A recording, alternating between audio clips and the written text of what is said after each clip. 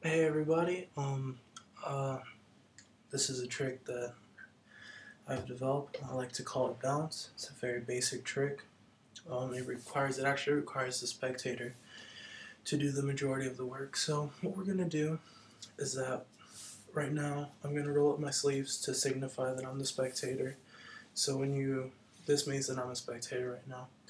So I'm the spectator. I'm gonna say, let's look at the deck. Just flip it over and find something. This is a little better. So we're going to take a look at the deck. The person's going to fan out the deck to look at everything's fine. He doesn't see any double-headed sided cards or any cards that are shorter than the other or any fake anything. What I'm going to ask the spectator to do is to put the deck, make 3 piles. And I'm going to ask him to move 1 pile over here. And I'm going to ask him to put a card from here to here, move a card from this pile to that pile, and to move this deck over on this side as well. And now I would randomly choose a card or a deck, and I would say, here, take from this pile. And I'm actually not going to look at the card to show you how this trick works. So this is a card that the spectator sees and I don't see, because right now the spectator is working the deck. So what I'm going to ask the spectator to do is to pick a random deck and take the card and put it on a random deck, but I'm going to do it like this. Then take a deck and put it on the deck and put the decks together. And then I'm going to ask him to shuffle the deck. And the thing is, when he shuffles the deck, he's probably not going to shuffle it like I do.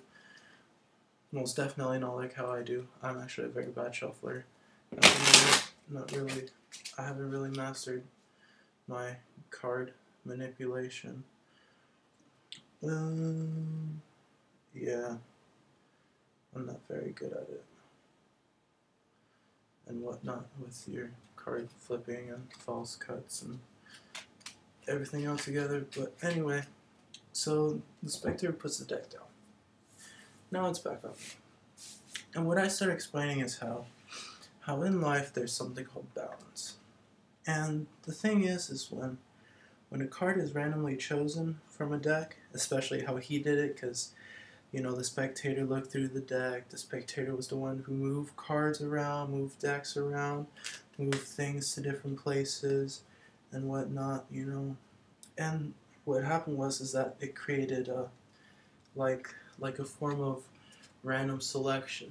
And what he was trying to explain to me, or what I'm trying to explain to him most likely, is that when things are randomly given or chosen, they give off a different energy. Like if you were the one that was picked to dance, or you were the one that found the lucky coin, you feel good. You give off a different energy, and so do cards. So I'm gonna be the spectator again, and what I'm gonna have the spectator do is cut the deck, any random spot, and they start fingering, start feeling, and they cut the deck. And then I tell them to take the top half and lay it sideways. I do it sometimes, and just off reading the person, but to make sure that they keep their place safe, because that's the point of the trick. And then I say, when you cut the deck, I actually asked a favor of you through the deck. I asked the deck to do a favor for me. And the person looks at me all funny, and I'm like, well, the thing is that I asked the deck to reverse random selection. So I basically asked the deck for negative random selection. Randomly selected by negative creates balance, right? So the person's like, yeah, what does that have to do with cutting the deck?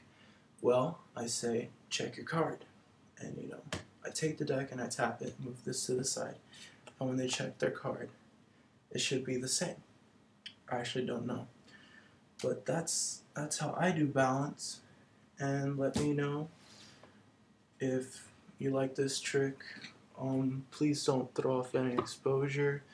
If you do want to talk about it, or if you want to give me any pointers or clues as to make it better, please let me know. That'd be awesome. And that's how you do balance.